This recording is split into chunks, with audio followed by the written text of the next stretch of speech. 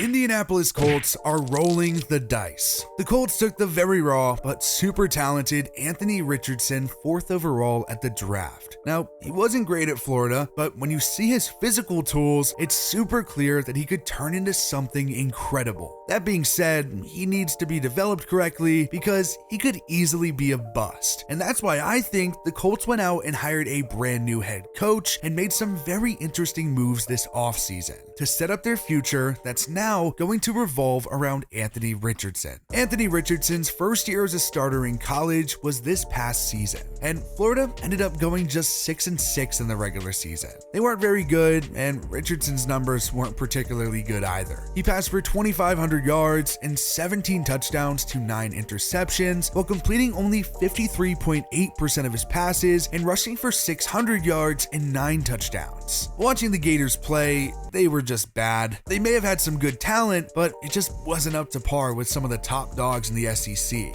I also didn't think Anthony Richardson was that good. Yes, he's super athletic, but he wasn't very good as a quarterback. It'll be interesting to see what happens in the pros though, because Anthony Richardson has a lot of potential, and he always has. Richardson went to Eastside High School in Gainesville, Florida. In high school, Richardson threw for 4,600 yards and 37 touchdowns and rushed for 1,600 yards and 41 touchdowns. He was a 4-star recruit and the 9th best dual threat quarterback in the class. He committed to play right down the road at Florida. His first year with the Gators, Richardson only threw 2 passes. One went for a 27-yard touchdown, and the other was a pick. He appeared in just 4 games all season as Kyle Trask led the Gators. The next year, Richardson was the backup to Emory Jones, but Richardson did start 1 game. He finished his season with 500 yards and 6 touchdowns to 5 interceptions, while completing 59.4% of his passes. He added 400 yards on the ground and 3 touchdowns. Then he finally got his chance to start in 2022, and after only 1 season starting, he declared for the draft, where the Colts made him the 3rd quarterback off the board with the 4th overall pick.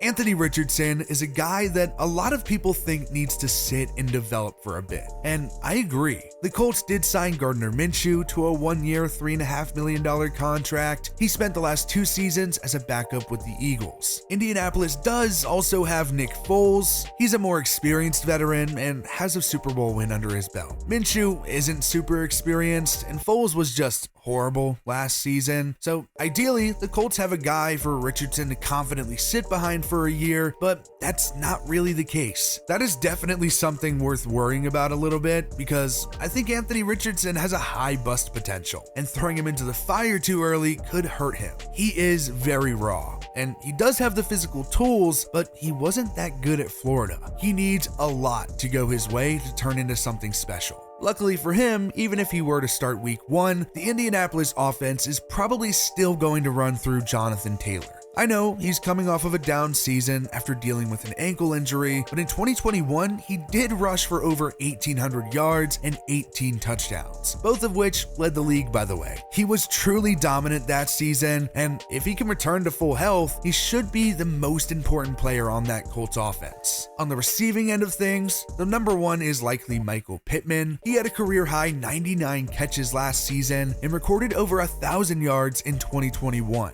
Alec Pierce had a solid rookie season with over 500 yards, and the Colts did sign Isaiah McKenzie this offseason to a 1-year, $1.23 million contract. He may be the number 3. He did just have a career year last season, but it was just 432 yards. Another wide receiver worth noting actually came from this draft. Indianapolis did use their 3rd round pick at the draft on wide receiver Josh Downs. He played at North Carolina for 3 years and had over 1,000 yards in both seasons starting. I do think the Colts are pretty weak at wideout. Pittman is good, but he's likely on the low end when it comes to number 1s, and you'd probably prefer him as a 2, and the rest of the unit is just extremely weak. Hopefully, Josh Downs can turn into something for the Colts. I mean, I really like him as a prospect. He's a small dude, but he doesn't really play like it. At tight end, the Colts had 2 guys with over 300 yards last season, Jelani Woods and Kylan Granson. Including Mo Alley Cox, the Colts have a few tight ends that are serviceable, but they aren't particularly particularly great. However, I do think Jelani Woods could develop into an elite player at some point, in my opinion. The Colts offensive line is far from bad, but they are coming off of a very down year. Quentin Nelson is coming off of by far the worst year of his career. There is still plenty of hope for the offensive line though. Braden Smith played well at tackle last season, and on the other side of him, Bernard Ryman had a rough start to his rookie season, but he got better as the year went on. The line isn't bad at all, but it also isn't in the top tier of the league. But if Nelson can return to form, it'll be a lot better. Last year, the biggest strengths for the Colts, and trust me, there weren't many, was definitely defense, more specifically the secondary. And a lot of that is due to Stephon Gilmore, who kind of even looked like his old Defensive Player of the Year self from back in 2019. Well, Indianapolis traded him to the Cowboys for a compensatory 5th-round pick at the draft. That's probably a big reason why the Colts went corner with their 2nd-round pick, taking Julius Brents. He played his last 2 years in college at Kansas State, and he started in 27 games, recording 94 tackles and 5 interceptions. Stephon Gilmore didn't really fit the Colts' window to win, so it kind of makes sense why they wanted to move on, but I wouldn't be too surprised if that unit gets in some trouble next season. Safety was pretty good in 2022. Rodney Thomas was a 7th-round rookie and ended up playing in every game with 52 tackles and 4 interceptions. There's some clear hope in that Colts secondary. Meanwhile, the linebacker play was also pretty good, which is kind of a shock when you consider that Shaquille Leonard didn't play much. Zaire Franklin ended up breaking Leonard's single-season franchise record with 167 tackles. EJ Speed and Bobby Okereke were both good too. The Colts were able to re-sign Speed, but Okereke did leave in free agency. Indy was already good without Leonard, so if he can fully recover from that back injury and be the Shaq Leonard of old, the linebacker room should be filthy. DeForest Buckner is still a dog at the defensive tackle. He quietly had 8 sacks and 11 tackles for a loss last season.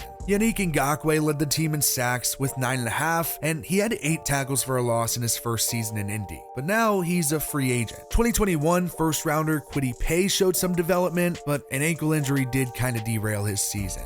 The Colts have some dudes on that defensive front, and I do think it should be a lot better than last season, especially if they can just stay healthy. The Colts have some good players and a bright future if Anthony Richardson can be good, and it's really up to Shane Steichen to put the pieces to the puzzle together now. I think general manager Chris Ballard knew it was finally time to draft a quarterback and develop them instead of signing or trading for a veteran. And I think that's why the Colts hired Shane Steichen. He is the new head coach, and he's had a lot of recent success developing quarterbacks. He was the Chargers offensive coordinator in 2020 when they drafted Justin Herbert, and he did just spend the last 2 years in Philadelphia working with Jalen Hurts. Things have worked out very well for those two.